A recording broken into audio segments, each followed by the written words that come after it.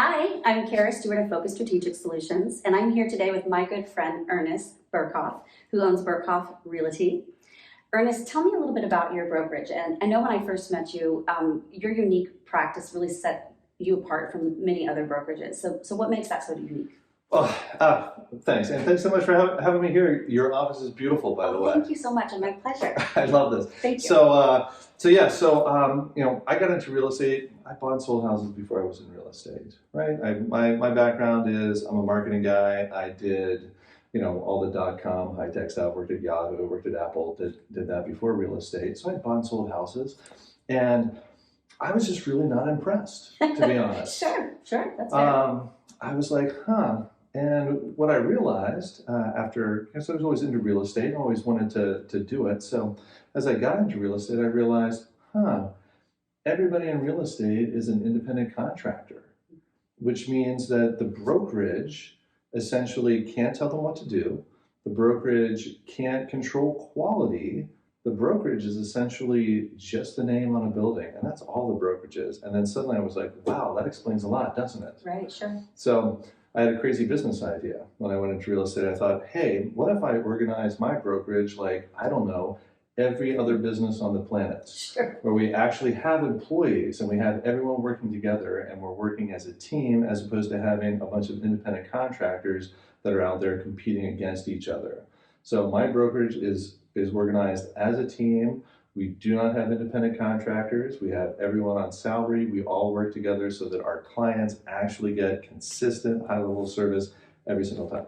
I love that. The camaraderie is amazing, and the collaboration, I'm sure that comes from that, is very refreshing. So good for you. It's one of those points. It's, if everyone, again, is just independent, then essentially the industry can't really learn. So an office doesn't get smarter, a regular brokerage doesn't get smarter, because it can only get as smart as that one person. So that one person's not really sharing their secret sauce. Right. So what we do instead is we have actual institutional knowledge. So when I learn something, everybody knows it. If someone else on the team discovers, hey, here's a marketing strategy that's working better, or here's some homes that I found that I can show to my clients, we all know it because we all benefit. We're all on the same team. So we actually can learn much faster, we can adapt faster, and we can provide just a higher level of service because it's not one person, it's an entire team that everybody's working with. I love that. Great. So I think what everybody wants to know, and with the interest rate environment as it is, what are your thoughts on the current and future market? I'm glad you asked. So I don't have a crystal ball. However, we can make some educated guesses on this. Interest rates are now, today, somewhere in the 7.5. Right. And it'll be interesting to see because this video will be around and we'll be able to look back and say, is that 7.5 good or bad? So here's the crazy thing about interest rates. And everyone feels this. And I have a great example to kind of explain it. So, controversial statement, there's no way to have a bad interest rate. That's crazy. Mm-hmm. Okay, here's what I mean by that. I had a client. We actually started looking for a property. It's kind of unique property. We started looking when interest rates, so a couple of years ago, interest rates were a little bit below 3%. It was a good time. Yeah, sure. It took about a year and a half, and this was right as interest rates were going up. So as we were looking for this unique property, interest rates were going up. By the time we were able to find one, interest rates were now 5.5. Wow. Now he was an older gentleman, very smart guy. So he did not shy away from it at all and was like, great, whatever, buying it. Mm-hmm. So now interest rates are 7.5. Right. He's the smartest guy in the world for locking in a 5.5% Sure. interest rate, right? Right. So now imagine this. Today you buy a house at 7.5. A year from now it's 10%. Right. You are now the smartest person in the room for buying a house at 7.5. Oh, but wait, what if interest rates go down to 5%? You just refinance. Yeah, exactly. You literally cannot lose. So great point. Hard to kind of emotionally get through this, which is why being a professional helps, because we can look at it very cold-bloodedly and say, okay, what really makes sense? So the reality is the interest rate, what you need to be able to be comfortable with is, yes, I can afford this house.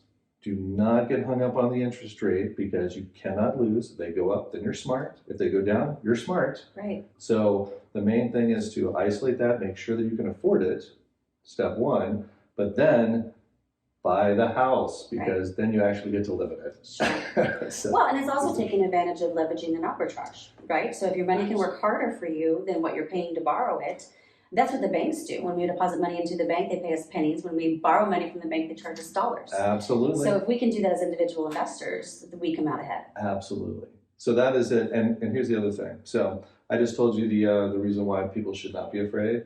The reality is people are afraid. Sure. Well, sure. So here it is, and that is the opportunity. Right. So right now, and I'll tell you the segment of the market. So at the very high end of the market, and we do a lot at the high end of the market. High end of the market obviously is less sensitive to interest rates. Actually, more sensitive to the stock market. As a matter Sure. of That fact, makes sense. right? If the market's up, people feel more flush. They're ready to buy larger vacation homes. Conversely, the other side.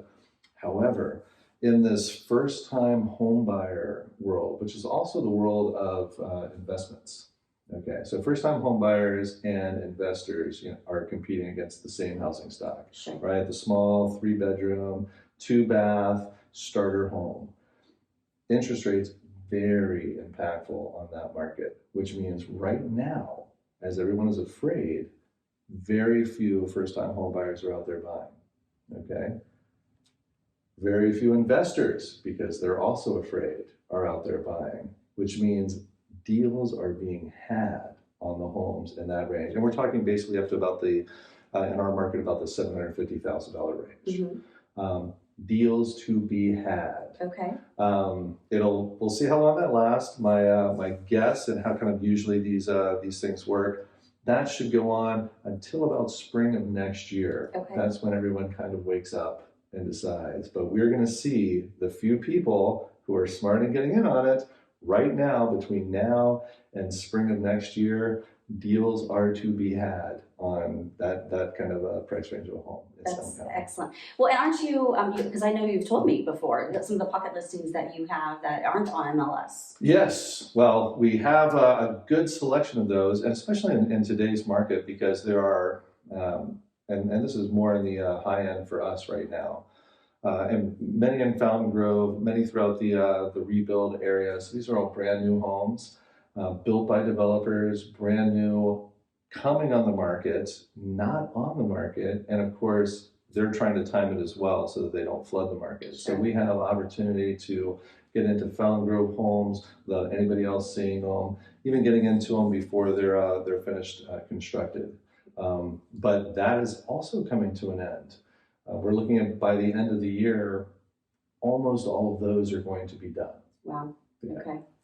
Well, what I really do appreciate about your practice, again, the team approach, but also you really lead with information, education, but most importantly, integrity, right? I see that, I hear it.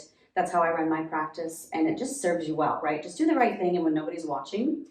And that serves not only your clients, but has helped you grow your practice and make a name for yourself and your brokerage. Well, thank you so much. It seems funny to have to say it, Right. but the way, and I know you look at it as well, it's like the way I run my business is I'm providing a service. Right.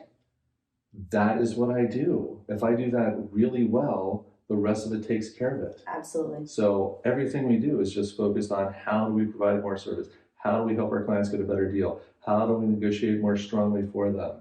And if we, just by focusing on that, we allow the business to grow. Amen. Or a woman. So how would one get a hold of you? Nice. Easy to find. Just search for Berghof Realty or Ernest Berghof on the web. You can go to www.berghofrealty.com or give me a call at 707-480-4800. Excellent. Thank you so much for stopping by. Thank you so much for having me. My pleasure.